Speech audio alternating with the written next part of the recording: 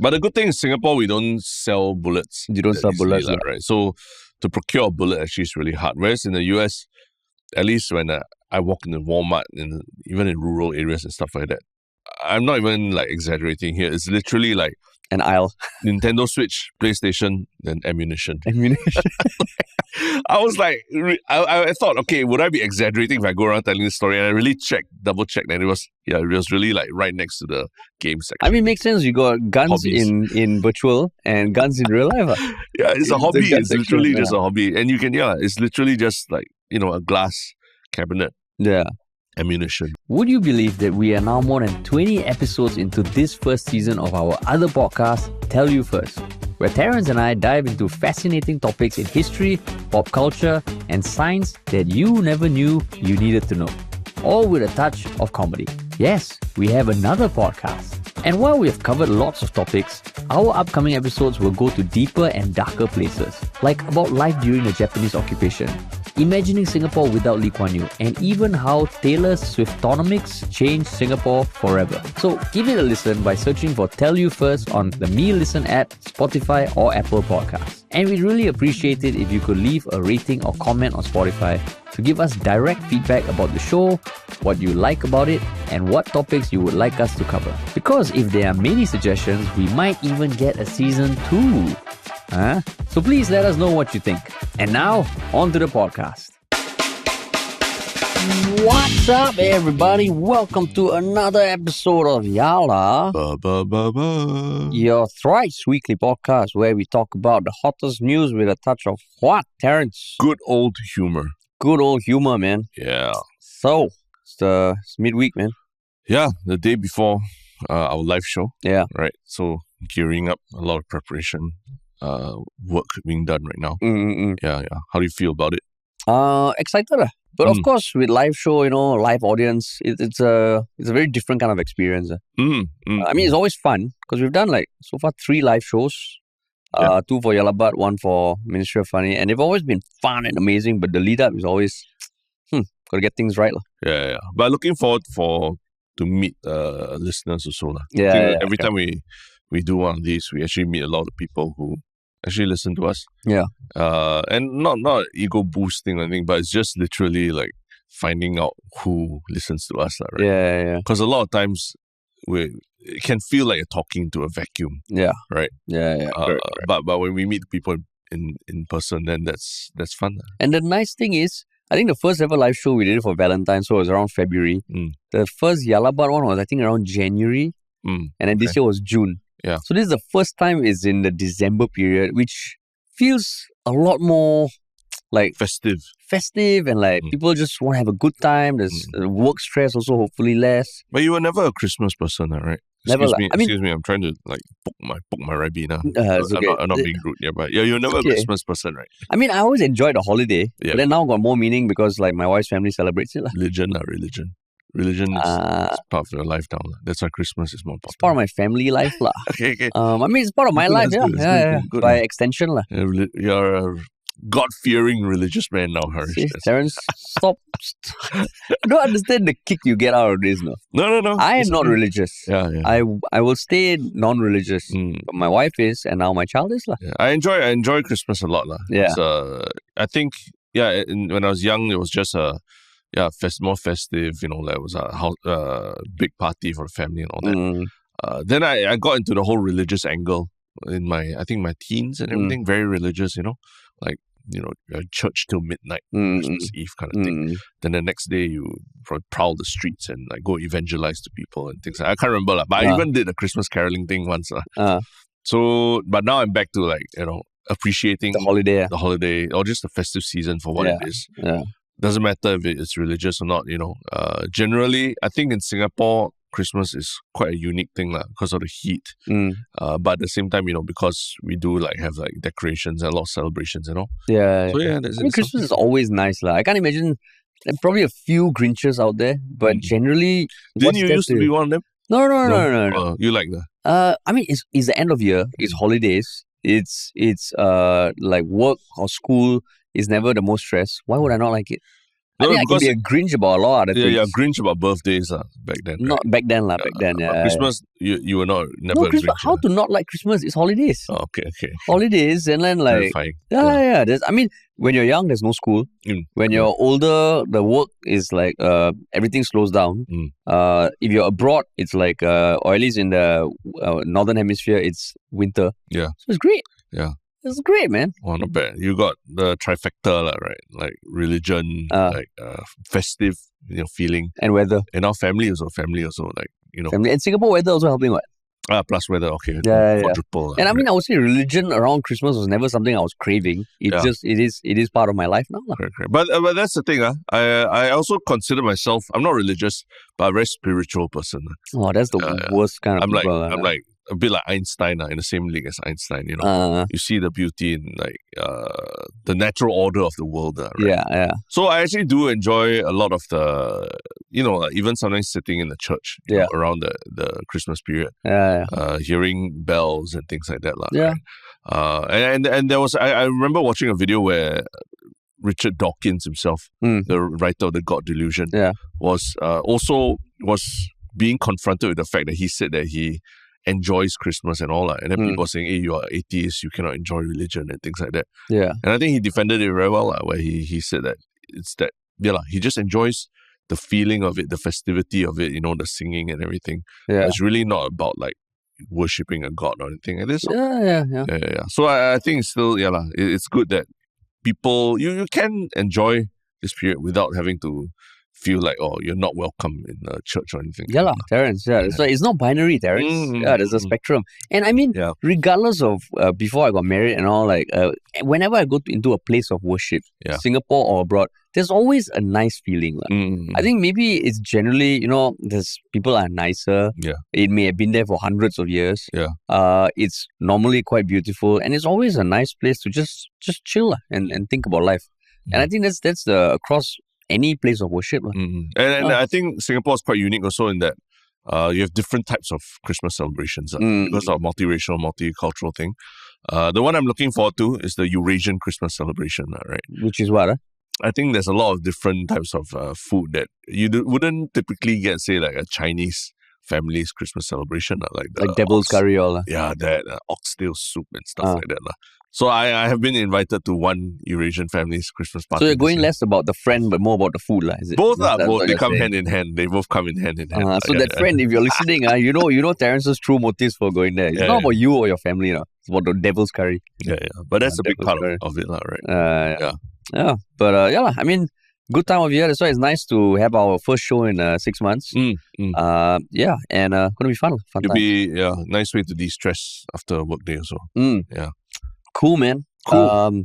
So we do have stuff to talk about. But before that, what's the regular spiel, Terrence? If you're new here, please like, share, follow, subscribe, smash that button. Smash that like button. Make sure that the algorithm knows that you love this stuff. And what else? If you want to work with us, you can reach us at contact at Ministry of Funny or drop us a message at ministryoffunny.com. All right, man. We're jumping to this. Christmas and all, but this one not exactly the most festive news. Right? But it doesn't take place here. It takes place all the way in New York City. Yeah. And what is this incident? And I mean, this is something that I'm guessing everybody has heard a little bit about. Like, if you haven't, right, I don't know how that's possible. But it is the ongoing story about the murder of the biggest insurance company in the US, UnitedHealth Group. The CEO, Brian Thompson, was shot on the street on December 9th, I believe. Yeah. No, December. Oh shit! When did that happen? December 9th. No. Monday. Not 9th. Oh, December 4th. December 4th. December 4th was the murder. December 9th was when the suspect was named. Luigi Mangione. Arrested, right? Arrested. Yes. Correct. And captured. Yeah. So, I mean, it happened last week, essentially 1 week ago. And there's been so much news about it and so many different angles that have been considered, approached, debated. But for you, like, when did you first hear about this on the day itself, I assume? The shooting, the day itself. Yeah. And you saw the chilling video? Yeah, I did. Actually, the thing that came up, how I first heard of it on Reddit was I follow this subreddit called Peak Design, and it's basically for fans of a certain camera bag brand called Peak Design. And the shooter was carrying that bag from Peak Design, like an early version 1 of the bag. So all the nerds on this subreddit were all discussing the, which release it was, right? And in what year it was released and things like that. Because everyone who loves the brand, they're all very passionate about it. They know all which version of the backpack it is. So that's when I first heard of this thing. And because people were analyzing like, oh, wow, our Peak Design sales going to go through the roof because of what happened here and things like that. So it was it started from quite a funny place when I first heard about this news. Yeah. I mean, I heard about it. I think I saw it on the news or something. The TV happened to be turned on or something. And like at first you would think it's so ridiculous because, I mean, shootings unfortunately happen a lot in the US. Yeah. And if it's not a mass shooting, it's a drive-by or an assassination attempt, like with a sniper or something. This dude just walks up to the Brian Thompson, and apparently he was on the way to a hotel where there was a conference happening. Investor conference, right? Yeah, investor conference, and he just shot him in the back. And if you see the video, it's damn chilling. Like the gun apparently jams once or twice, and yeah, he just like calmly corrects the jam and just walks towards him and continues to shoot before just leaving the scene. Yeah. So when you see that, you're like, oh my God, this is like what you see in the movies. Like when you see Gotham City, this kind of shit happen. It happened, and then you realize that, this CEO, the health insurance in the US, which I always knew was pretty shitty, but now there's a lot more details on how shitty it is, how terrible it is. And the aftermath of this was what has also been very eye-opening. Yeah. I mean, so just building on what I said earlier, a lot of people, like you said, have been talking about this, and in some ways even in there's people who are gleeful about the murder, right? Yeah. Because he's CEO of corporate America insurance provider. But the other thing also was that people on that Peak Design subreddit were saying like, oh, this killer is a man of good taste, lah. I mean, he buys good bags and stuff like that, lah. So generally, there was this air of like, I don't know, strange air of positivity around all this that happened, right? Yeah, like it was a good thing that happened, and people were like celebrating him, the killer. Yeah, which is quite disturbing, right? Yeah, and I mean, okay, so anecdotally, like, I don't think there's any mainstream media articles that are painting him in any positive way. But if you look everywhere else, right? If you go on Reddit, there are so many Reddit threads that are saying he's a martyr, that's saying that he has done what a lot of people want to do but don't have the balls to do.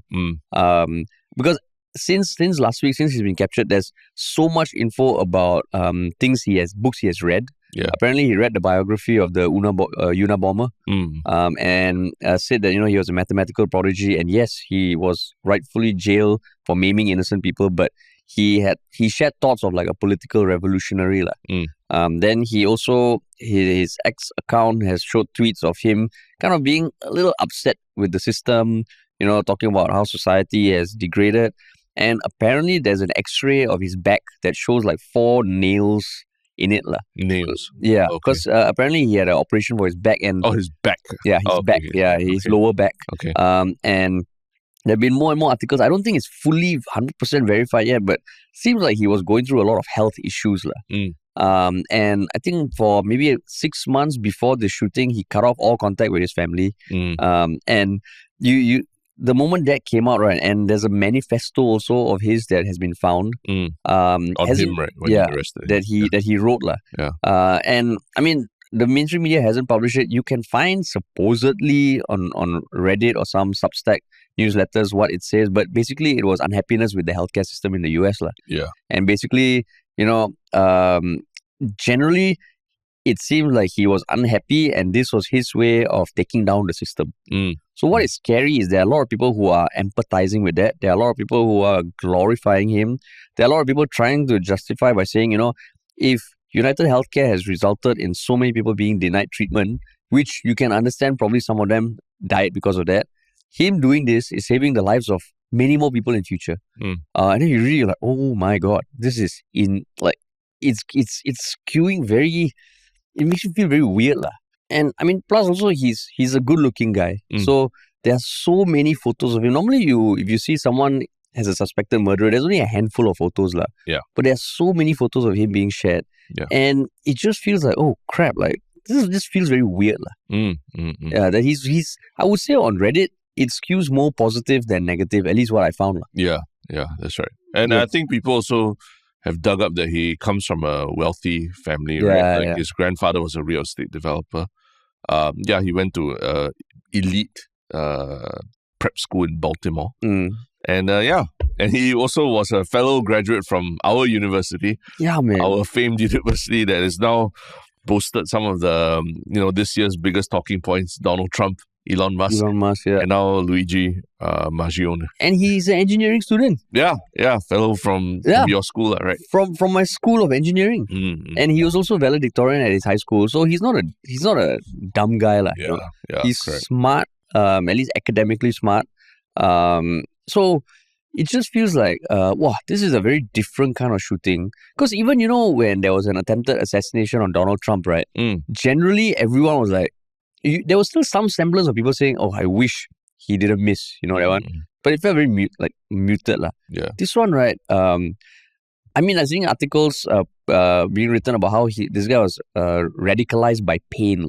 You're not radicalized by ideology, you're not radicalized by peers, you're radicalized by pain. And you get a lot of people sharing their stories of the US insurance on Reddit, and it sounds horrible. Yeah. It sounds horrible. Then you look at it, you're like, oh my God, what's going to happen next? Yeah. I mean, I guess the big question is how do you go from, coming from wealthy family, apparently, I think he had a job at a startup, a car startup as well. Yeah. And was living in Hawaii for a while, if anything. Yeah. So how do you go from a pretty, happy, successful, wealthy lifestyle towards taking this very violent and radical decision, right? To gun down someone else on a homemade gun, no less. I think that they just revealed not too long ago that it was a homemade gun, 3D printed or something. Yeah. How do you get from point A to point B in this case? I think that's what everyone's asking. But also the other thing is that it's a lot of stories are coming out about the medical insurance industry, right? And I think there's a whole podcast we can do about how broken it appears to be. Yeah. But there seems to be everything just points towards this almost this romanticizing of him as a Robin Hood-esque kind of vigilante, right? Yeah, like Batman, Yeah. So it's quite shocking, especially since the Trump assassination was not too long ago. But who came out the winner in that? That was, I think Trump came out the big winner in the whole thing, right? Yeah. But in this case, people are so gleeful about the CEO's death and actually making so many jokes about it. There's nobody saying, oh, it's too soon or anything like that. Yeah. They don't care. And they're basically making this guy out to be like a folk hero. Which is, it's almost like a storyline of Joker or something like that. Yeah. Right? Because, I mean, even the little things, right? There were 3 bullet shells that were found on site. And, I mean, years ago, there was a book written by this insider in the US insurance industry. And it was called Deny, Delay, something. Depose. Defend, deny, delay, and it was an insider's take on how insurance works in the US. Basically, that's how insurance providers prevent claims unnecessarily. They will deny, they will delay, and they will defend. So the 3 bullet shells that were found on site apparently were inscribed with deny, defend, and depose. So it's clearly, if it's true, it's a reference to that. Yeah. So it feels like, wow, this guy had a mission, a motive, and he was like, you know what? Somebody has to do something. So what is scary is is this going to be a new trend? Because I saw one newsletter written by, I think, a journalist / content creator that talked about how this killer was radicalized by pain. And he brought up one example which was, I thought, quite interesting and chilling. He said on the same day, right, or maybe like a day later, there was another shooting in the US where this gunman in California found a way to get into a school, injured 2 children aged 6 and 5, and shot himself. Yeah. But the writer's point was that for the longest time, all these mass killings, right, they almost felt like they were attacking the innocent, right? And that's why the coverage they got, they would never name the killer, and they was like, oh, this is just a nut job, a lunatic. But is this new trend being more targeted mass killings? Yeah. Because last time, I think generally mass killings, you shoot a child, right? There's no way to defend it. Yeah. Everybody is like terrible. Yeah. And the biggest debate is what are the gun control laws. But this one is different because it feels like this was someone who a lot of people did not like or did not like what he represented. Yeah, and in case you're thinking that it's some divide between the left and the right in the US, right? Actually, it's not the case. Like a lot of conservative commentators like Ben Shapiro and all, when they've come forward and called out like the media for portraying this killer as a hero and things like that. Actually, the comments, which typically are very supportive of him, the comments actually are calling him out, right? Saying, hey, you got it wrong on this one, right? And now I know which side you spread I know which side of corporate greed you stand on, Ben Shapiro and stuff like that. So it seems to be this crosses the political divide in America, the very polarized political divide in America. And it's quite insane that everyone's reacting like that. And it's no longer gone from left to right, but almost up, top and below. It's the class divide, which then feels like, oh my God, this is like, political divide for the longest time, as dirty as it can get, never felt like death was an option. But now if it's a class divide, holy shit, man, that is chilling as hell. Yeah, correct. And I think that's quite scary for even a country like Singapore also, right? When you think about the questions of inequality coming up these days. And we talk about, just, if you're unhappy about something, take it to the polls, right? But the fact that this person decided to take it into his own hands and killed somebody in the process, and people are celebrating it, kind of makes you afraid that, hey, is this a sign of what like the future is going to be in other democracies, capitalist democracies as well. Right? Where there's a lot of pent-up rage. And if you think about it, if this gun was 3D printed, right, technically, whether you ban guns or not, whether guns are allowed or not, it still could have happened, But the good thing in Singapore, we don't sell bullets. You don't sell bullets, right? So to procure a bullet actually is really hard. Whereas in the US, at least when I walk in the Walmart, and even in rural areas and stuff like that, I'm not even like exaggerating here. It's literally like an aisle. Nintendo Switch, PlayStation, then ammunition. I was like, I thought, okay, would I be exaggerating if I go around telling this story? And I really double checked, and it was really like right next to the game section. It makes sense. You got guns in virtual and guns in real life. It's a hobby. It's literally just a hobby. And you can, it's literally just like, a glass cabinet.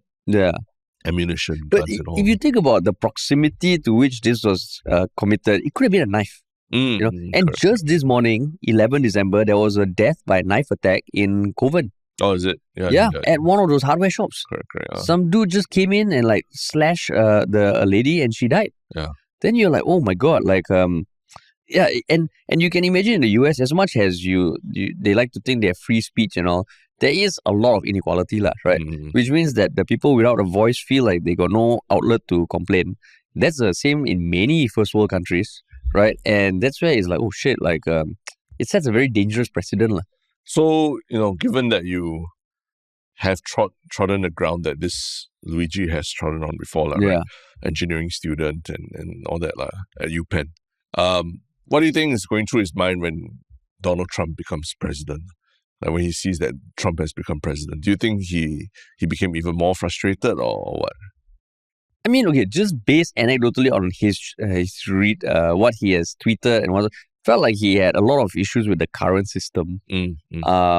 So I would imagine that this is just a leap. I would imagine that he would actually be happy that someone like Trump is coming in to change the system. Oh, really? Okay. I think so. Okay. For you? This is where I think our own personal experiences at the University UPenn also are interesting, right?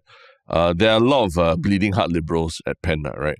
But the truth is that most of the people who go to Penn usually they come from they have some connections or some family, some like rich family or something like that. Like, I'm talking about Americans who are the there, Americans, right? Not the Singaporean scholars and all that, but Americans. So one thing I really noticed about Penn was that there was a they on surface they're saying they're bleeding heart liberals and all that, but a lot of them come with connections with family and things like that. So but at the end of the day, a lot of those people who start out as bleeding heart liberals towards after 4 years at Penn, they end up joining investment banking or consulting or finance and all that. Basically, they're co-opted to the system. And that also comes from the fact that UPenn is a very strong business school, or at least a very strong heritage of a business school, the Wharton Business School, right? Which really pushes people towards finance and consulting, those professional services and all that. And a lot of the other kinds of, professions and all are sort of like, pushed to the side a bit. So I don't know whether this person in some way, he was part of the system, but somehow, somewhere along the line, he felt bitterness towards what he got or didn't get, I guess all I'm saying is that I think UPenn is a very fertile ground for quite different extreme sets of behaviors, right? Either you are a bleeding heart liberal that really hates capitalism, or you really drink the Kool-Aid completely and join the system, right?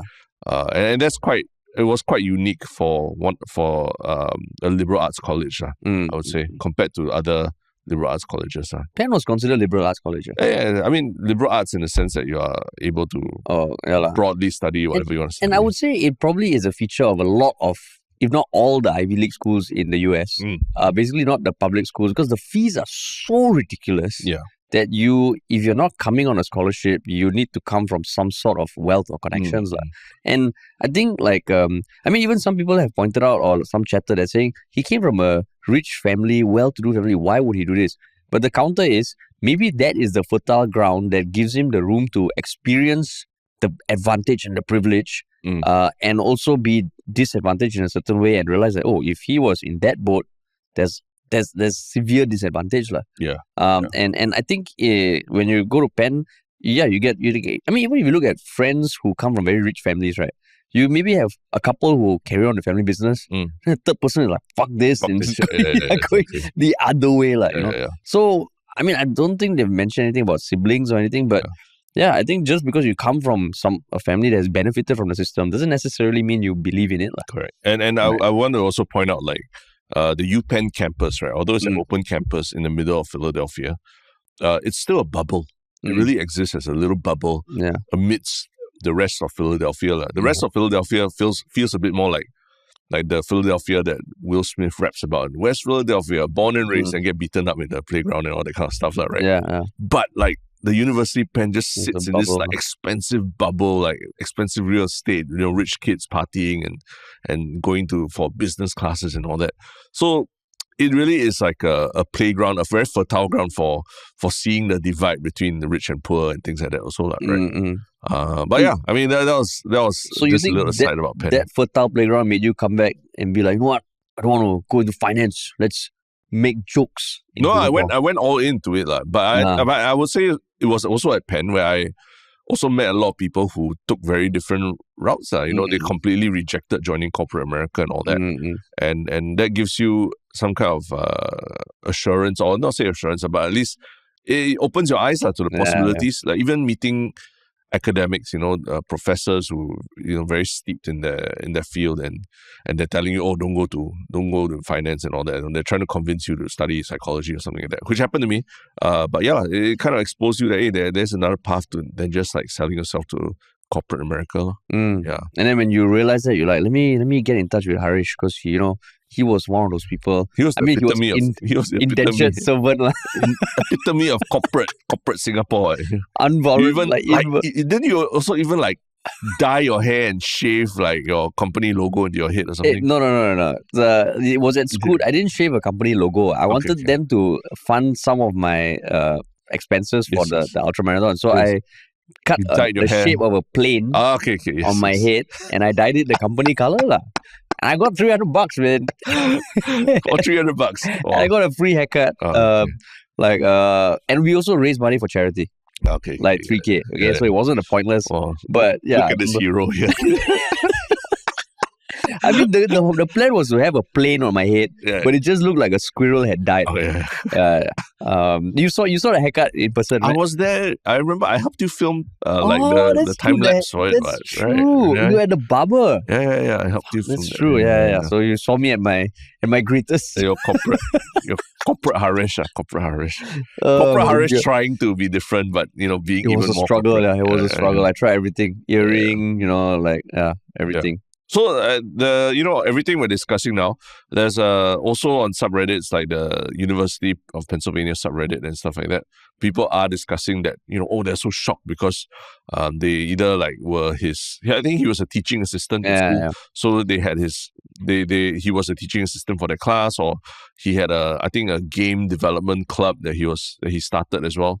And so there were people who knew him, or at least were acquaintances with him, that were completely shocked that he would do something like this.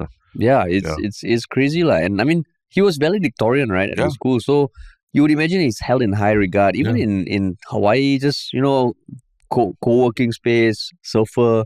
Yeah, it's just shocking. It's just shocking. Yeah. It's, I guess the equivalent is if someone went to RI or ACS or something like that and committed this kind of heinous crime in Singapore, then people will be like, wow, how did he get from RI or ACS into doing this, right? But that's the scary thing, because it feels like there will be copycats. Which is fucking scary. And I think we were talking about it before the podcast. There have been a few insurance companies that removed the names from their upper management, right? They removed the names and pictures of their management from their About Us pages. Yeah. So I mean, it's not limited to just insurance. I mean, I saw this one stat that apparently it's worth 540 billion or something, and market capitalization wise, it's only less than the top tech companies of Google, of Alphabet, Apple, Meta, and all. So it's up there. So the question is, how are they worth so much when, I mean, you would imagine insurance companies, it's about the greater good, right? But any company that people feel like, you can imagine climate change, oil and gas companies, are the CEOs going to be targets? Which, as much as you can disagree with their practices, I still feel like it's terrible. You can't just kill people like that. Yeah. But holy shit, man. Yeah. I mean, the other interesting thing is also that he graduated in 2020, which was pretty much the height of the paranoia of COVID, right? So I always say that would have been May. I always say those people who graduated during that period, pretty shitty time to be joining the workforce or just trying to assimilate yourself with working life and all that, because you were cut off socially and economic conditions weren't great also, So I don't know how it's been since then. Maybe he was employed, maybe he was in Hawaii, but can be quite trying, and you can understand why someone, might go from, feeling very happy or upbeat about life to, descending into this very dark place where he wants to actually planned to take someone else's life, right? And plus, he was going through supposedly a lot of health issues, irritable bowel syndrome, chronic back pain. He injured himself during a surfing trip. At least that's what I can't say it's full evidence, but there's a lot of things that point towards that, Correct. Yeah. But holy shit, man, scary. And I mean, it's still developing. His case is only ongoing now. So who knows how this will go, but man, it's chilling, man. And he doesn't seem to be shy from putting his manifesto out there, right? Even when he was arrested and they were escorting him to another prison or something, he turned around and was shouting something at the media, right? Yeah. What was he shouting? This is completely unjust and an insult to the intelligence of the American people and their lived experience. Wow. So I mean, he's got a message, articulate, right? Oh man. Yeah. Crazy times. But maybe as a sign of how crazy the times are, here we are talking about an alleged folk hero, but in Singapore, we have actual cosplayed heroes, right? Really showing us what capitalism can do for society, right? What opportunities capitalism can provide. Who is winning the system. And who is this hero we're talking about? It is this cosplayer in Singapore who goes by the name Ruru Sama 9. And Yeah, she's a cosplayer on TikTok, and I mean, just on Instagram alone, she has 1.3 million followers. So at a recent Comic-Con, she had this one booth which was pretty snazzy. It was very professionally done. Ruru Sama in big letters and all above. Yeah. And she shared something on Instagram that, mentioned her meet and greet. It was going to be at Basement 2. Come down to the Ruru Sama booth and enjoy the many activities we have to offer. Yeah. So activities you would imagine could be like, sign an autograph, a picture, take a selfie. But no, there was fan service. Yeah. And there were 3 tiers. Yeah. So starting with the $20 tier, she provided 10-second interactions. And you can choose from a menu of a head pat, hand holding, footstool, face slap, or whisper compliment. Yeah. I think that is the one where... That's not the one where she walks up towards you against the wall and slams her hand next to you, right? No. That's the $50 one. That's $50. Actually, interesting. Why don't you go through... You know every each of these. You have them in front of you, but do you know what they all are? The Kabedon, I'm not sure. Is that the one? I'm not sure. Okay, so maybe we can verify that with resident Japanese Nippon file connoisseur. Kabedon. Do you guys know what that is, Tristan? So yes, so Kabedon is the act of the guy, the receiver will stand with his back against the wall, and then this cosplayer Rusama will come up to you and slam the hand next to your head on the wall, almost like confronting you, that kind of thing and then talk to you for 1 minute. Is it a 1 minute interaction? Right? That's a 1 minute interaction. 1 minute. And I mean, I wouldn't say confronting his, but in a seductive way. Seductive. Because you see the way she stands and all. Yeah. Hand on. It's like you're against the wall and this girl comes. But no touching. touching. So so for $50 interactions, which is 1 minute, there's the Kabedon. Yeah. I searched Kabedon, and essentially Kabedon is Japanese for Kabe is wall and don is bang. So it's like banging the wall. Nice. And then there is eye contact. Okay, eye contact. Even though on the Instagram post it's spelled eye connect, but it's contact. Another one is tell me problem. I say it is what it is. And for you can bite a Pocky together. Yeah. So you stick one end of a Pocky chocolate stick, and she bites the other end. Correct. And for females only, she will whisper into your ear. Correct. And for the $1,000 interaction, one per day only, she will show you her feet under the table, and you will get a strand of her hair for cloning purposes only. Which apparently no one took up. No one took up, right? Yeah. So, I mean, she also has a bunch of merch, like t-shirts, dolls, photos, a simple bundle. So it's a simp-le bundle. And yeah, it seems very enterprising. It is very enterprising. And I think, no one took up the $1,000 there at her feet tier of rewards. But I think there literally are videos of people doing the $20 and $50 ones, right? It's damn funny. Yeah. So if you were there and you're a fan of her, which one would you choose to do? Which one would you choose to do? Okay, so big if if I'm a fan of her. Let's say you're a fan. It's okay. Yeah, you can we just hypothetically say I think which one is the best offer for you. I think I would say the Kabedon. The Kabedon. I think the one where she walks up to you, slams her hand on the wall, and then in a very seductive way. Is it? I think so. But no touching. Why you like that? I mean, but there's no touching across all, right? But head massage is touching. Footstool. I think footstool means she puts her feet on you, right? Oh, yeah. But I mean, technically, right, if it's a head pat, it's not a head massage. Okay, head pat. So she pats your head. Pats your head for 10 seconds, right? Yeah, for 10 seconds. Yeah. I mean, you think about it, 10 seconds, $20, $50, 1 minute, 60 seconds. Yeah. Again, 6 times the value for less than half the price. Correct. So why do you want a Kabedon? What do you find so shocked about a girl slamming the wall next to you? Okay, so everything else, eye contact, you can get eye contact out of people. It is what it is. So many people I tell problems to, they ask me to shut up. Right? Whisper into your ear. I mean, that one... Only girls. That one only girls can only do girls. Yeah. Bite a Pocky together, also a bit weird. Whereas Kabedon, it feels like it's so random. Yeah. That, it's something that, it's probably not going to happen in real life. But just try. Yes. Yeah, you? I think the Pocky. I think I'll do the Pocky. The Pocky? Yeah, the Kabedon to me is like, if you take MRT next to someone, there's a chance that they are standing in that position next to you already, holding on, trying not to fall and all that. But they don't slam, but you never know. If the train jerks enough, then they do a kabedon on you. Yeah. Right?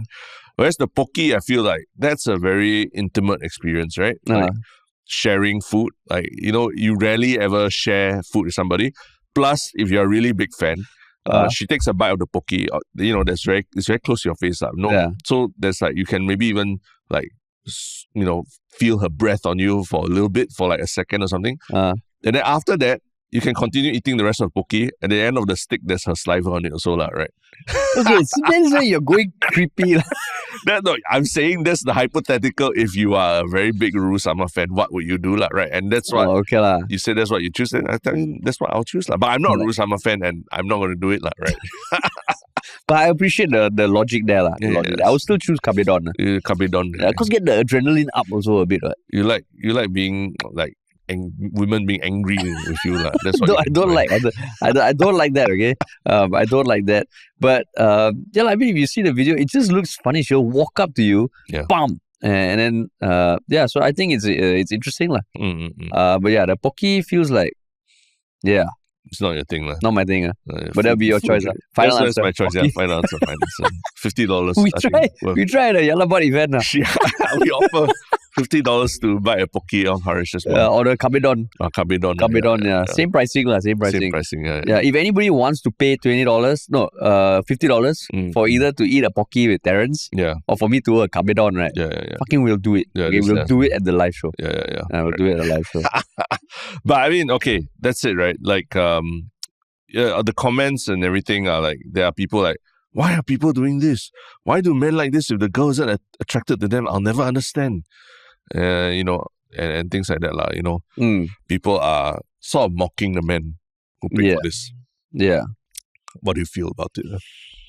I mean, it's one of those things that I would never pay for, but if the guys are doing it, or girls are doing it, I mean, to each their own lah. It's not harming anyone. It's purely consensual.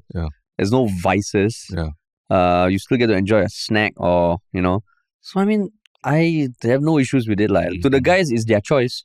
There are things that I spend on money, things that I spend money on that a lot of people would be like, why you do that? But I mean, I'm okay on. You? I think it's completely decent. Yeah. Someone who's quite steeped in the cosplay community, like he knows a lot of them and all that. I was speaking to him yesterday, and he said that, at the end of the day, she's not on OnlyFans. She's not selling, pics of her boobs or anything like that. She's just doing stuff that is, like we find funny and a bit like cringy and things like that. And the men who do it there are a lot of comments and questions about them, right? But at the end of the day, she's not doing it OnlyFans. She's not like, selling sex or anything or porn or anything. So it's not bad, right? And she's making a good living from it. Like from what I hear, she's like staying in a condo. She bought a condo with her own money. She's one of the most successful cosplayers in the region, if anything. And cosplay is not like, it's not so easy to like make a very good living from it. Like there are cosplayers who get by, but she's one of those who have really like just skyrocketed. And you guys got to respect that she's playing to her audience. And if they're willing to pay for it and there's a demand for it, I don't see why not. It seems like everyone was respectful. No contact. There's a video of them doing a push-up challenge at the booth. Then I'm like, push-up challenge, army also. You're not a cosplayer instructing you. Correct. But army, you have a commander. So, in fact, kudos to her for being so enterprising, man. And if anything, I think the place to do it is like this Comic-Con, right? Where I saw the video of that she put up about Comic-Con. There were also other more wholesome activities that you could do with cosplayers, like dance class and things like that, right? Like you say, push-up challenge and all. So, okay if it gives people an outlet to release their steam every day so that they don't become like CEO killers and stuff like that. Why not, man? It's perfectly safe. So I mean, the comments you saw on her Instagram or like on Reddit or Instagram, Oh, Instagram, Yeah. So it's people, like some people also putting on their putting out their own opinions, saying that, the poke should be $120, not $50. The head massage is a fantastic choice. I would have asked for shoulder massage if possible. And then some of those people also just saying, go girl, get that bag, encouraging her, right? So, and there have been studies or people who have tried to explain why, that whole dominatrix thing, right? Why it actually is very popular and it plays to almost a human need. And I think anecdotally, you read accounts that a lot of the people who want to be dominated tend to be people in power. Okay. Because so you're saying these are all like CEOs soon to be, because they look quite young. They're all burgeoning CEOs. But the whole day, you are telling people what to do for just a short time. You want to just... Because I've always wondered also, why the fuck would people want someone to pee on them? Yeah. But it is almost you surrender and you succumb for that short period of time in your life. Because everywhere else, you are the alpha male or the alpha female. Yeah. And you are making all the decisions. But once in a while, you just want to be... taken care of. So Ruru Sama, fucking hit the nail on the head, man. So there's this assumption that we're making that all these people are single and probably these guys who bought it are single and everything, right? You think it's appropriate for a married man, for example, to go and do this? Do you think your wife would, in any scenario, would allow you to do something like that with another I think woman? if I have a very good reason, Okay. let's say I really love Pocky. Okay. And sharing Pocky is my language of love, no wait, that actually no, cannot. Because I was going to say if she's allergic to Pocky.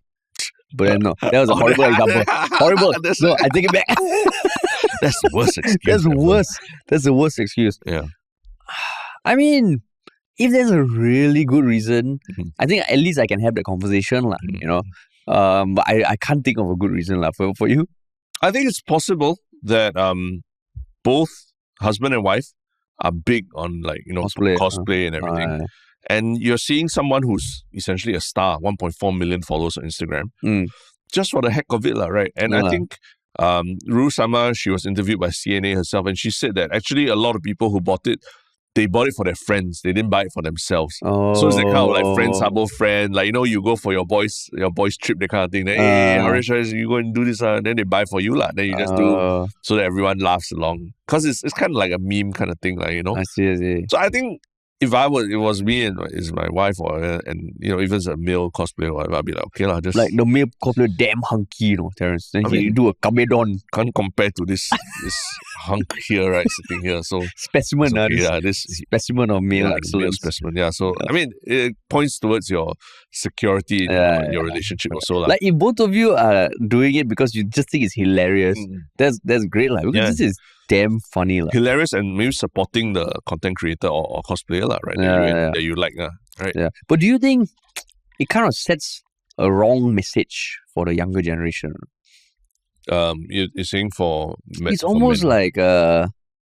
Okay, so so you're saying young women, right? Young women and young men to kind of see this is a way you make a living. Is this good for society in general? If your sister was doing this or your daughter was doing this. Okay. Actually, you might be a better person to answer that, if your daughter next time is doing this kind of thing. If your daughter is doing this, right? Yeah, I have no idea. But again, if it's completely ethical, there's no one getting harmed, everyone is consensual. There's some meaning she finds in it. She's delivering value to people who want the value, and it wouldn't be a complete, how can you do this? I think, I don't know. But it's more then she's killing it, she's successful. She's doing what she loves, finding a market for it. I don't know. Of course, I'll be like, you sure you want to do this? Try and understand why. So it's not just got all these people I want to exploit and all. Yeah, so I would say that can be reasons. Actually, I think about it now, in essence, you, for example, doing content creation, being an actor and all that, there are people in the older generation who would say what the hell are you doing? You're embarrassing your family and everything. But your family has sort of embraced it and just say, okay, this is what you want to do, right? I guess. when you jump into the Takashimaya fountain and things like that, that is like that watching someone do a kabedon, watching your daughter do a kabedon kind of thing, right?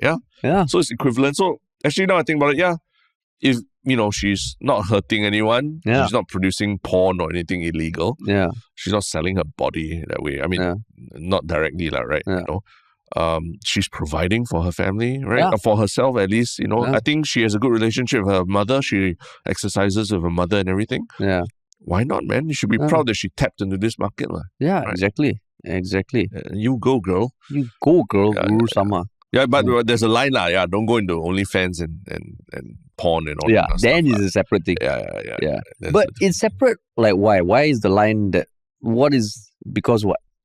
I think, I mean, this will make me sound damn old and everything, but you sort of preserve the sanctity of your body and everything for your partner or your marriage or a more loving relationship, right? But if you allow everyone to touch here, touch there, that kind of thing, then it kind of cheapens the whole experience, right? But then maybe that's the thing. Next time she can't, when she dates someone, the guy cannot ask for a kabedon or eat pocky together. Cannot. Because that's too close to her work already. You eat pocky with how many people, huh? Then I'm not going to be able to enjoy a pocky with you because it's a job to you. Yeah, exactly. Show me that you love me more by eating this pocky. You have the almond chocolate with the guy, is it? You know that's my favorite pocky. Okay? No, cannot. But then again, she wouldn't be dating someone who is, insecure about those things, for sure, right? Yeah. You have to embrace that this is who she is. At least she's not selling her farts or something, okay. So that's a good question. Is that a problem if she's selling her farts? that one, I feel like if my daughter ever wanted to sell her farts in future, if you want to buy it, right? I'm like, okay, what is the value you're bringing? So that's crossing the line. But technically, you eat pocky together, what value would you bring? I don't know. That's why can we not talk about this right now? Because it's very like, oh my god. Selling your farts.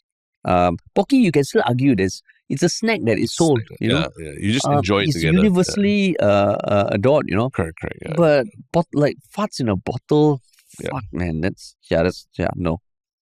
I guess the argument could be that a fart is a very intimate expression of yourself as well. So if your son in future wanted to sell his farts, weird lah. It's weird lah. It's weird lah, right? Yeah. We'll point out to him why it's weird lah, right? Why? Yeah. You're sort of like, you're sort of like getting into the whole realm of like people's fetishes and things like that. Because farts naturally don't smell good, right? Yeah. But like you said, pocky is a delicacy. It's enjoyed. You can go to NTUC and buy it. You have a tea together, you have pocky together. But you don't let's go and have tea and then after that smell farts. Right? Smell each other's fart. It's just like, it's the kind of thing you do behind closed doors. So I feel like, okay, you want to do that, you do that with like a partner that you're in love with or something like that, right? But maybe we are sounding like too complete, like, conservative. Maybe some younger people were like, oh, every Friday night, like, fart party. Bring like BYOF, bring your own fart. Bring your own fart. You have a heavy lunch. Like you can season your lunch, so your flavor comes out. Yeah. Fuck, man. Yeah. But that's life. Yeah, that is life, man. But yes, speaking of life, what is your one Shiok comment? Let me pull it up. Do you have yours? Mine's on YouTube. I gotta get that out. So okay, let me pull mine up. But yeah, so if anybody wants to buy our farts and at our live show, please let us know. We'll keep that in mind. And Harish he'll have a good meal before then. Yeah. To make sure that it's well seasoned, right? Yeah, exactly. Yeah. I mean, like there was someone who on Reddit for the last episode about finding candidates for GE 2025 that kind of mapped out just a rough timeline. Of course, it's very cursory, but some things that is something interesting to talk about. So their take is that current term of government parliament reaching expiry August 2025. Is it August 2025? I thought it's by year end 2025. I'm not 100% sure. Yeah. Okay, so by SG law, elections need to be held within 3 months of expiry. November 2025 must be held. Yeah, by November. So this one already. By November 2025 deadline that PM Wong rattled in the party convention. The rough outline: December to January, prep budget; February, budget announcement; March, committee of supply debate in Parliament; April, early July, possible GE window; August new cabinet announcement, and then NDP SG60. So I think what they are saying is that maybe April to early July would be the window. I mean, of course, many different thoughts, but I guess a lot of people are hypothesizing, but this one felt like laying out some thoughts, which I thought was quite interesting. So cheers to that, Matey 1982. And on the same episode, on YouTube, the two bystander 2 commented, "Dear Terence, I always respected your views being objective, but for Joseph Schooling becoming an MP because of his gold medal, you lost it. It's like you are saying MasterChef winning the top accolade can become an MP championing social and living issues." Yeah, so there are people who I think like you right, they don't think that anyone winning Olympic gold medal should be automatically considered for politics. Yeah. So okay. But I mean,